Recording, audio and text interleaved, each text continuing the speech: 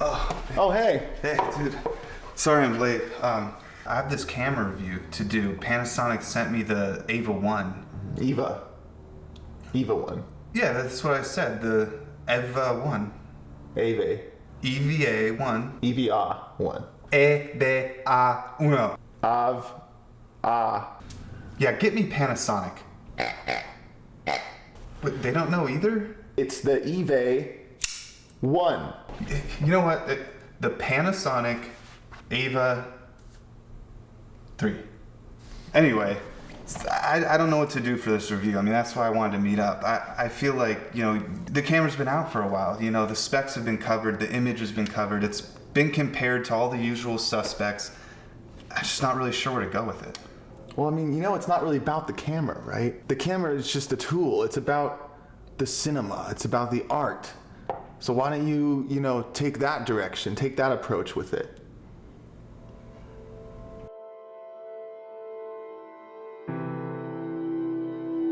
What is a camera?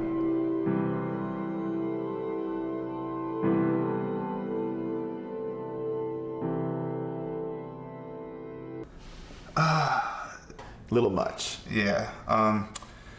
Maybe, I don't know. What are people into right now? What's something else? I don't know. What about, it's so hot right now, the whole vlog thing, people taking their cameras and vlogs. Like vlog. Vlogging. But the EVA has vlog. Yeah. That's vlog. But people with their cameras filming their whole day-to-day lives. Very fascinating lives. Yo, what's up? It's your boy Ben. We're out here with the EVA1 camera. It's probably too dark to see. We're doing a kind of a first ever vlog style review of the EVA1 and oh fuck!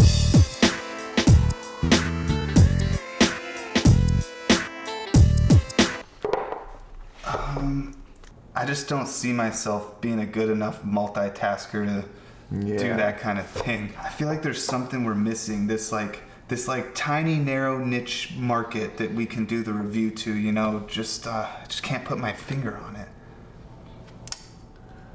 Why don't you just do a regular f***ing review?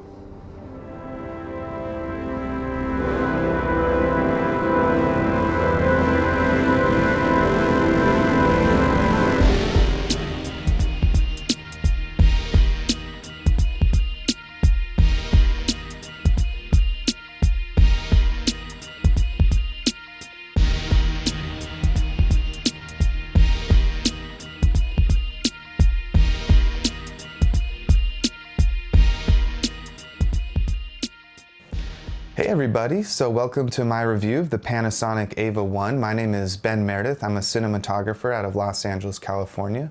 Some of you might recognize me from the review I did on the VariCam LT. Others of you might recognize me from absolutely nothing at all.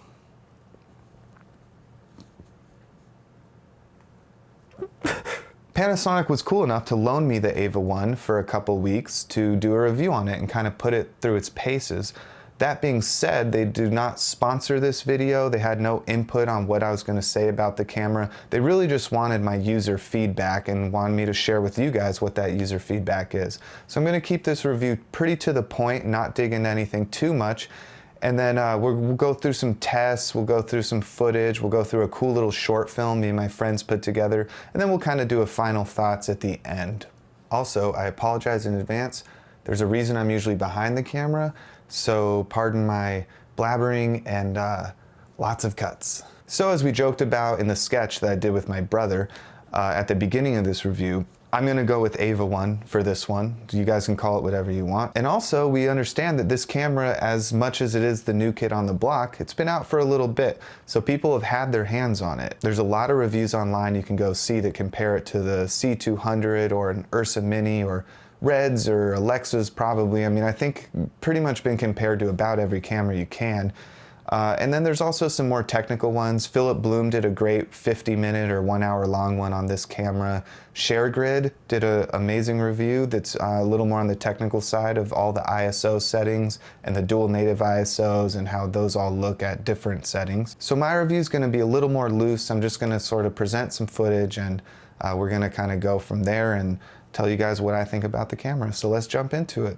Okay, so we have 2 audio inputs. We have a SDI out, a timecode out. We got your headphones jack, DC power. There's our battery. We got the 2 SD cards. You can do a slot select. There's a HDMI up there at the top. And then we move on to the side panel where we have the audio control, image stabilization, waveform, user buttons, iris, our ND filters, pretty run-of-the-mill stuff. So let's go power up the camera. Takes a few seconds to power up, which is really great. So the top, top and bottom, we have all of our information. We have a leveler there on the side, which is cool. You can see pretty much everything from that screen. Then we go to our home. This is a touch screen, which is nice, so everything you can do through the touch screen. Got your exposure index. We can go to our frame rates and change that pretty quickly. We can go to Vlog and we could put out a Rec 709 signal if we want, or keep it in Vlog. You can do that with the SDI, HDMI. Shutter angle, go down to our audio. We can choose a mic or line, just figure that out real quickly. Our white balance is on the side there. Then we can go into the actual menu. So this you can go a little deeper. I'm not going to get too much into it, but it's pretty self-explanatory. If you go through it a little bit, I think in a few days you'll get pretty used to the menu system. Everything is pretty much where it's supposed to be. Yeah, that's pretty much it. So we power it off. Only a few seconds to power off. And then if you want to help with that monitor, we have this Zacuto Z Finder, which Panasonic put on. So that's pretty much the camera. You see the side handle as well. That can rotate and lock in, which is pretty nice. I didn't have any problems with it. And we see some mounts to put the monitor as well. Okay, so that's like a really quick rundown of the camera. It's the same as any other, aside from maybe some of the more complicated Sony menus or something like that. It's really intuitive. So if you're used to a different system, when you jump to this camera, it's gonna be a tad different. Every camera is. So the first few days, you might have to dig through the menus a little bit to find what you want, but eventually you're gonna be going through those things really quickly. Let's go through the specs really quick. You guys are probably familiar with them by now. It's a 5.7K sensor that's down res to a 4K image. They just released firmware where you can actually output the 5.7K raw, and they have some higher bit rates in there as well. I had the camera before this firmware update, so everything you see in this review that's shot in 4K is the 150 long GOP codec, which is still a 422 codec. It's really nice, which brings me to this. Let's jump into some footage. I was thinking, what's the best way to really dig into a camera and really see what it's capable of? And I couldn't think of any better solution actually than making a duck rap music video.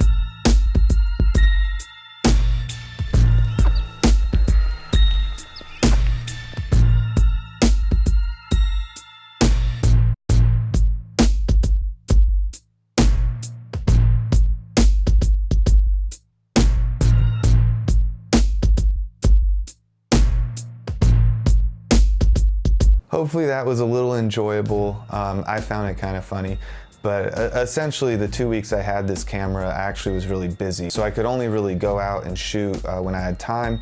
So I jumped over to a place called Franklin Canyon where I know there's lots of wildlife and some pretty scenery to look at. But I still think there's something important to be said for footage like this. I think it's nice to take a camera out in nature and see how it handles greens and natural daylight and just kind of all these different scenarios that you might find yourself in if you don't have access to a lot of lights or something like that. Also, this guy right here kept following me around the whole time, and I couldn't tell if he wanted to be my friend or if he was about to murder me. Anyway, that's don't worry, there's more footage to come. That's just a little intro to kind of the footage of this camera, but let's dig into some tests. So my brother came over and we thought, well, you know, this camera's been tested against so many already.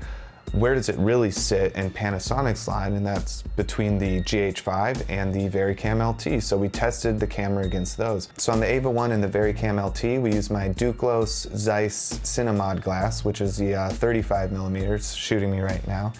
And then on the GH5, for some reason the manual wouldn't take with the meta bones, so we put the Sigma on that and kind of matched the focal lengths.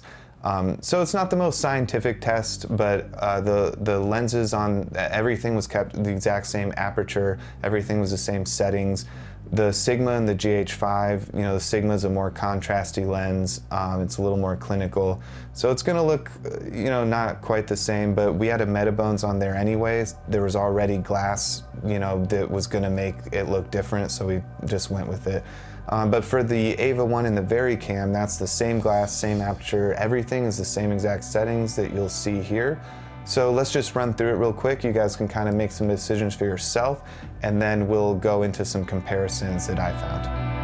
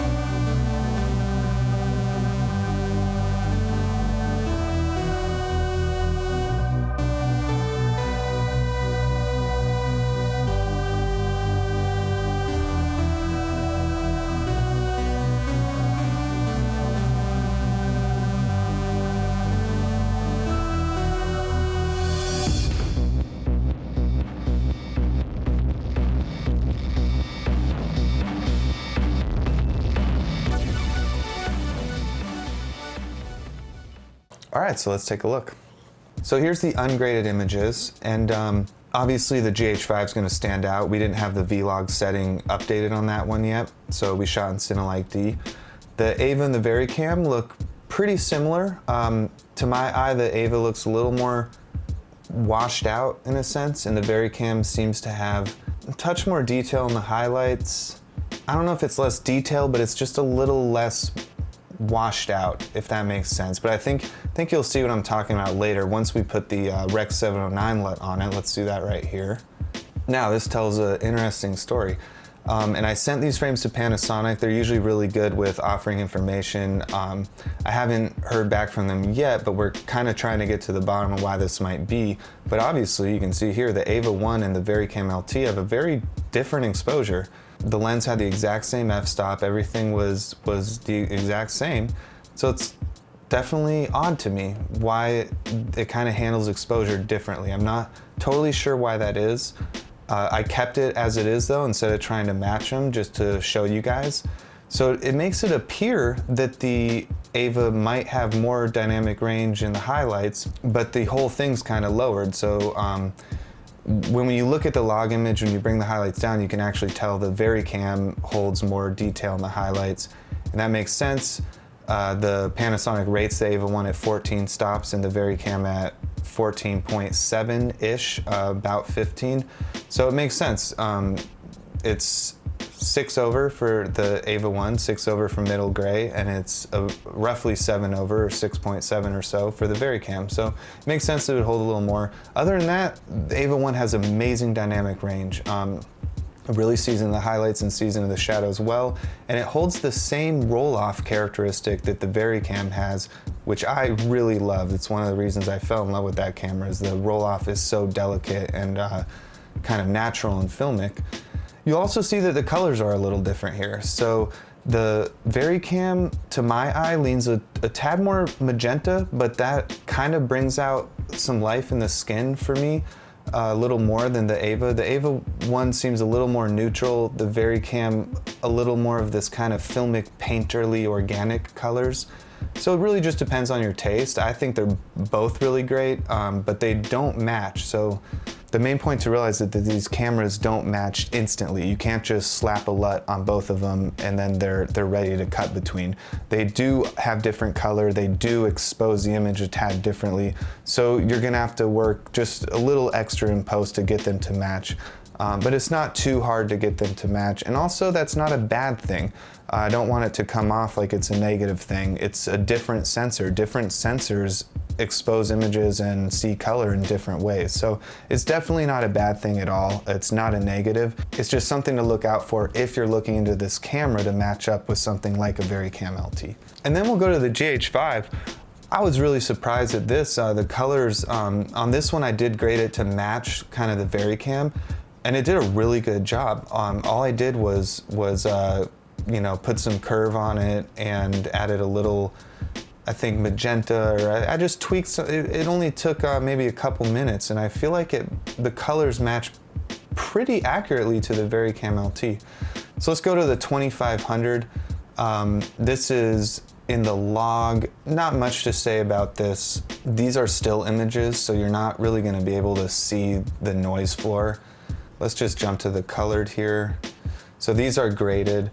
Again, same thing. You'll see even at 2500, the EVA1 looks underexposed compared to the other two cameras, which I just found really strange.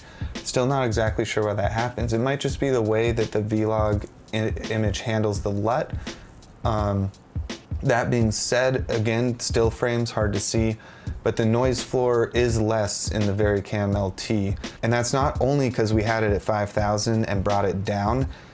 The 2500 is a little noisier in the EVA1 than even the 5000 on the LT. I don't really know how or why, but they do seem to work a little differently. I find the 5000 ISO on the VariCam really pleasing. There's a really subtle grain to it. And the 2500 on the EVA1 is just a touch noisier. And then back to the GH5, again, I think matches up pretty nicely. And then just for the heck of it, I went and tried to match all three cameras. So you can see here, it's not too hard, it didn't take me too long, and I think these are, obviously there's subtle differences, but I think all of these match close enough that if you had all three of these cameras on a shoot with a little extra work in post, you can get them to cut with one another pretty well. So then I took the camera outside with the VariCam LT and the EVA1, same lens, 35mm Zeiss Duclos Cine-Mod, and same f-stop, same settings, same white balance, same everything, just so you guys can see a little more neutral setting and just exterior daytime shot. All right, so again, when we look at this, it is different, you know, it renders colors different, and I would stick by saying that to me, the VariCam LT just seems to have like softer, more painterly colors, and the EVA1 is just a little more neutral, which is still accurate, you know, it's still really great colors from Panasonic. I've never been disappointed with them. And then really quick, we asked my friend Vanessa to come out and do some kind of modeling shots. She's an actress based in Los Angeles. Just a kind of the same run through shot with both cameras in a really nice kind of warm sunset. So again, to my eye, the VariCam, a little more painterly, the warmth really comes through.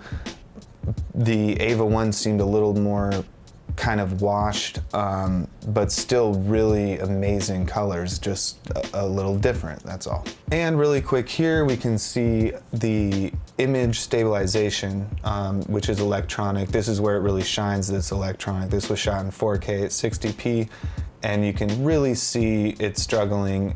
It's like warp stabilizer on an unfixable shot.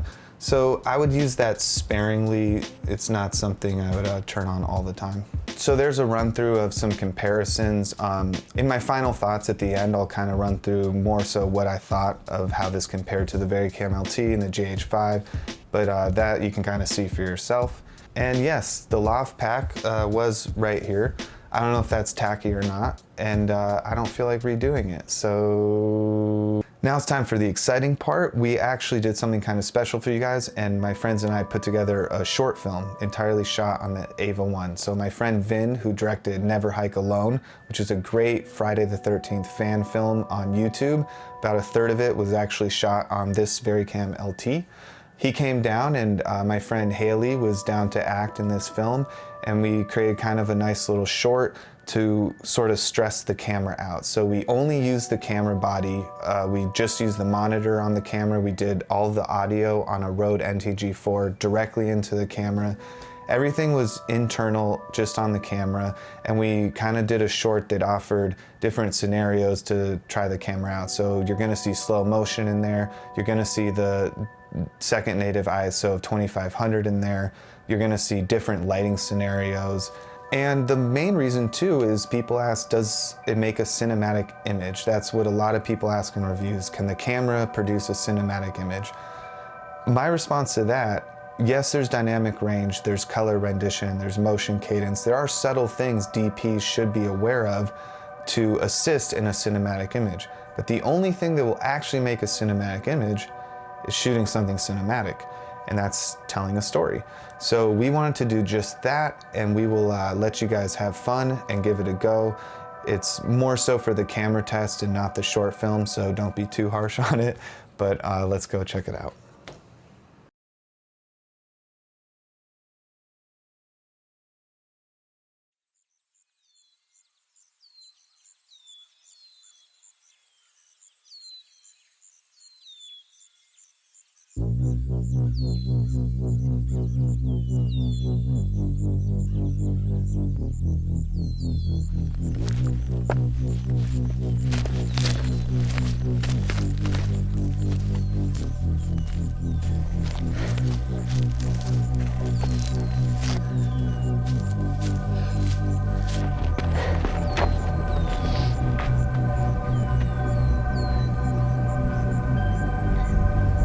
Thanks for the heads up on the trail, Dad. Happy seeing you soon.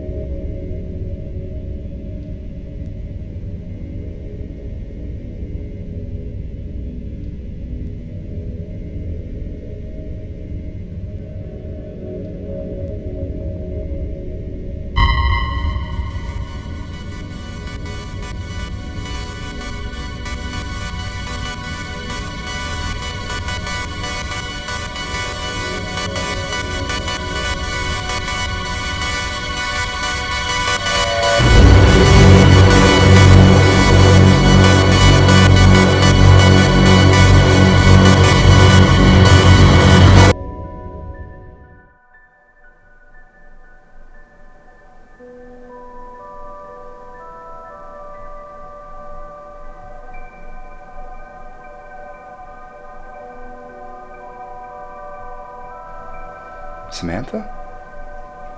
What happened?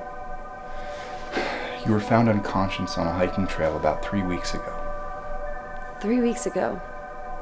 It's okay. We've had you under close monitor since then, and from what we can tell, everything is pointing towards healthy. What do you mean I'm healthy? That's what we're trying to figure out. Last time we saw you, you were in the early stages of lung cancer, and now it's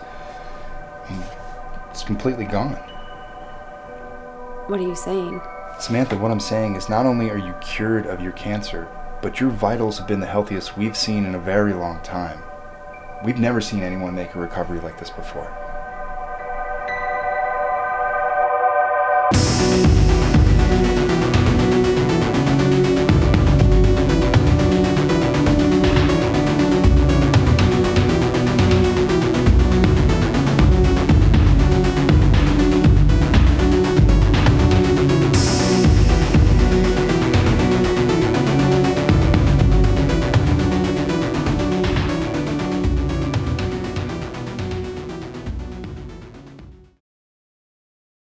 So that was Small Creatures. I hope you guys enjoyed it. Like I said, that was a short where we could kind of stretch the camera, put it in different lighting situations, different scenarios, kind of see how well it did in those settings. So everything in the short was shot on my Zeiss glass at 4K, 23.98 frames per second, except for some of the slow-mo shots during the sequence when we're introduced to the kind of evil character, or we're not so sure if he is or not. A lot of that was at 120 frames per second in the 2K and upscaled to 4K. So some of the things I noticed, if we take a look here, the 120 frames per second is pretty noisy. That's partially because it was at 2500 ISO, which on this camera I wouldn't call exactly native. It is a little noisy. And it was also, the sun was going down very fast, which is why we had to bump to 2500 ISO. The problem I had with it, it's not a huge problem, it's fixable in post, but the noise was kind of a fixed pattern noise. You kind of saw the crosshairs there.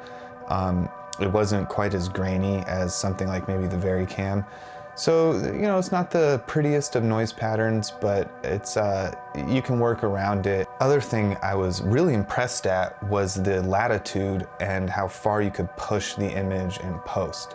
So even though it was the 150 long GOP codec, wow, you could do a lot with it once I brought it in. Even though I colored the film fairly simple, just kind of the Vlog to Rec 709 LUT with some minor adjustments or curves here and there, you could pretty much go any way you wanted to, and I'll kind of show you an example here. So here we have the log image. We can go to a nice warm, you know, maybe morning or sunset scene. You can go opposite, maybe it's raining outside, it's overcast. You can even kind of do a night for day thing here, and I think this sells moonlight pretty well. So it's an extremely flexible image. Okay, so that pretty much concludes all of the footage and tests and everything from the review. So if you guys saw something I didn't, which is very likely, you know, put it down in the comments and feel free to ask me any questions or anything. I would love to answer. That's gonna kind of take us to our final thoughts. So I'm gonna say what I didn't like about the camera, what I did like, and how it compares to the VariCam LT. And then I'm gonna give kind of a general overview who I think this camera is for. So what I didn't like about the camera. The LCD monitor is basically a black mirror. Oh, Black Mirror. Oh, I gotta catch up on season 3. Whoa. Whoa. So anyway, yeah, LCD screen, not the best. If there's a lot of sunlight around or light around in general, it's gonna reflect a lot. It's gonna be really hard to see anything, pull focus. That being said, it's a 3-inch screen. It's kind of an add-on to make the camera like a one-man band kind of thing. You should probably throw like a small HD or a Blackmagic or some other kind of like budget-friendly monitor on there anyway. There's a lot of options. It's not a deal breaker. That being said, if there is, you know, if the light's controlled or you have some shade, or if you have one of, you know, the Zacuto Z Finder or something like that, The monitor's not bad. I shot everything in this entire review only using that monitor, and I could still mostly hit focus, and there's probably a couple things in there that were a little off, but mostly hit focus, and the touchscreen's really nice. You can navigate through the menu really easily. So it's not a terrible monitor. It's just not the best. It's definitely a downside of the camera. Other thing, the 2500 ISO. Not a huge fan. Is a bit noisy, definitely handled differently than how they implemented on the VariCam with the 5000. Also, 2500 is just kind of to me, it's sort of an odd number. It gives you, over a stop, but not quite two. It's something like a stop in 2/3 or something along that line. It's just not quite enough to give you the bump to have such a drastic impact on the light levels changing that you can shoot for, so many more hours or whatever the case might be. And it's also, like I said, it's a little noisy. So it's not, if you feed it enough light, it's not that noisy, but if you're feeding the camera enough light, you might not need it in the first place. So it's just kind of a interesting add-on to have. I probably wouldn't use it that often. That being said, it does have its place. When we shot small creatures, the sun was going down really fast, and we all know magic hour doesn't quite last an hour. Sometimes the sun's down, next thing you know, 10 minutes later, you got a soft blue light coming through and the sun's pretty much disappearing on you. So we bumped it up to 2500, and it worked for us. It gave us a little bit extra, just not for that much time, but it did give us a little bit extra, which was cool. The other things real quick I didn't like about the EVA1, like autofocus, I didn't even put it in the review. It's not something I use much, so it's kind of like whatever to me, but it's not that great. And the electronic image stabilization, which you guys did see in the review, I would use it sparingly, use it wisely. It's not a make or break thing. It's not like, oh, I can have a gimbal in my hands now and just move it around. It's gonna warp the image and make it look kind of weird. So I would only use it when you need to, and maybe just for like shorter movements or something like that. Okay, so things I did like about the camera. I'll talk about the things I liked about it first that some people I don't think like that much, but I find them pretty cool. One is the battery. It's kind of similar like the Sony batteries. I think they were used for the DVX cameras, and they still are using them. So they're Panasonic name brand batteries. They're really tiny. You pop them in the back of the camera, keeps it small and nice. And the bigger ones last for something like 4 or 5 hours. So you could put 2 of those in a backpack, and you're good for like a whole day on this camera, which is great. The other thing is SD cards. I'm sure a lot of people might have preferred the stronger like P2 cards or the CFast cards. Totally understand, that makes sense. But I kind of like that they chose SD cards. Again, it keeps the camera small. And you can also put 2 slots in there. So you have a 2-slot system where you can record backups or you can record longer, which is great. Both of those things pretty much draw me to a bigger point I like about the camera. It is really, really small. They thought of everything to keep this camera as tiny as they could, and I would call it the Hollywood actor of cameras, because if you look at it on screen, no matter how much you see it on screen, you see other people with it, you see other people interact with it on screen, it's only until you see it in person that you're gonna go, whoa, that's tiny. It could fit in the palm of your hand. It's so light, it's so tiny, it's so compact. It really is a one-man show camera that you can throw in a backpack with a couple lenses and just be on your way. All right, so let's talk about image quality. Amazing image quality. As you could tell from the review, it's really flexible. You can do slow motion with it. You can push it in a lot of places that some cameras can't go, which I found really nice. The colors are really nice. They're nice and neutral, beautiful colors. The highlight roll-off is amazing. I love that they borrowed the roll-off from the VariCam. It was very similar, and it had nothing really clipped. It just kind of trickled off into highlight land, which I think is a wonderful look for an image that kind of adds to that filmic aspect of a digital camera. Also, let's talk about the 5.7K downres to 4K. I didn't particularly find it sharp. I kind of want to stay away from that word. Sharp usually kind of means it's edgy and it adds to this digital look. I found it smooth and pleasing. I found it the best word I could describe it as would be like crisp. It definitely had a lot of detail. It had a lot of resolution. You could certainly tell, especially when you pair it up with the VariCam LT, or another 4K system. But it was pretty pleasing. I don't think it added to any, necessarily digital look. Now, it's a digital camera, so inherently it's gonna have somewhat of a digital look. I just don't think the resolution is something in this camera that really added to that. So let's transition from there to how it compared to the VariCam LT, which I think has a very organic and filmic look. So there's definitely differences, as you guys saw. There's certainly differences. The VariCam LT is a 4K image, but it's a little softer. To me, that's not such a bad thing. The softness adds to this kind of 35mm look that we kind of grew up on and are used to seeing. I think it is pleasing to not only skin tones, but just kind of the general overall image. Whereas the EVA1 is a little crisper. It is a little more, I don't know if it's more of a detailed image, but it just has a crispiness that the VariCam LT does not have. But a lot of cameras have that nowadays, so it's not really something to stray away from. It's just part of the EVA1's qualities compared to the VariCam's qualities. If anything, I would say that's what makes the VariCam LT stand out more than other cameras. The other thing is color. The color is different for both of these. So if you're a LT owner like myself or a VariCam owner, and you're thinking the EVA1 would make a great B cam or something to throw on a gimbal, or you're not wrong. It would, and it does. You're not going to be able to just toss a LUT at both cameras and they're going to match up right away. You're going to have to do a little bit of work in post to get those colors to match up as you see fit. The other thing is just the dynamic range. The VariCam does have a little bit more.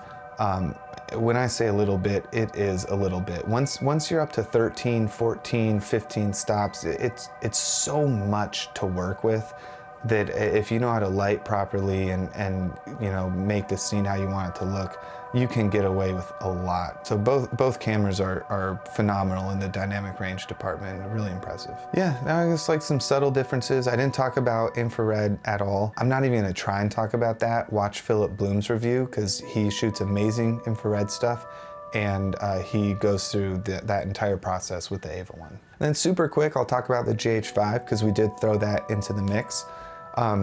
GH5 is a really powerful camera, and it was really impressive to stack that up against these two, bigger brothers, bigger sisters, and see how it performed. The only thing that really I saw was something I already knew: less dynamic range. You're gonna lose a little bit in the shadows, you're gonna lose a little bit in the highlights, but the colors were phenomenal.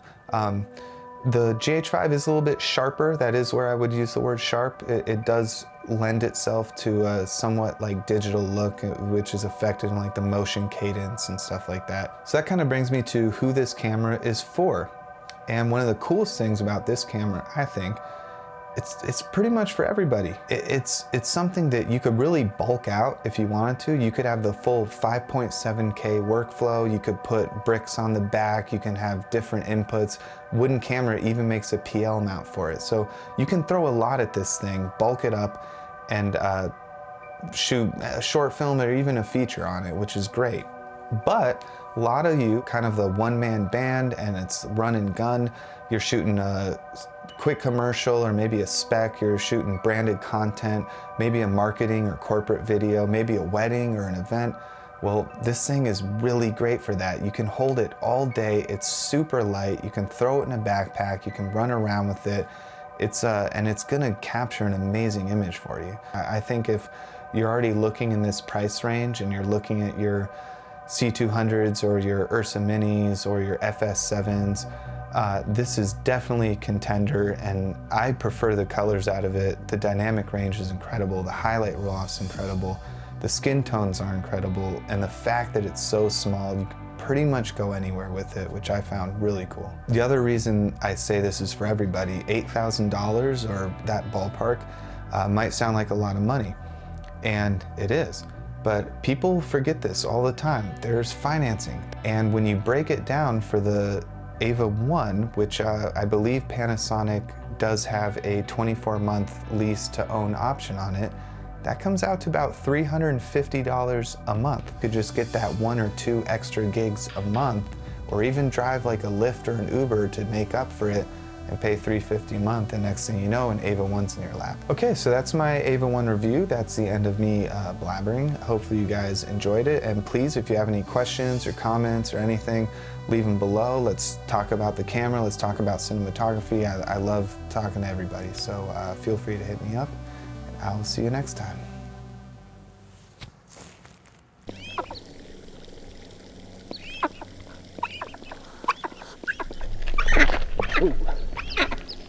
You scared me.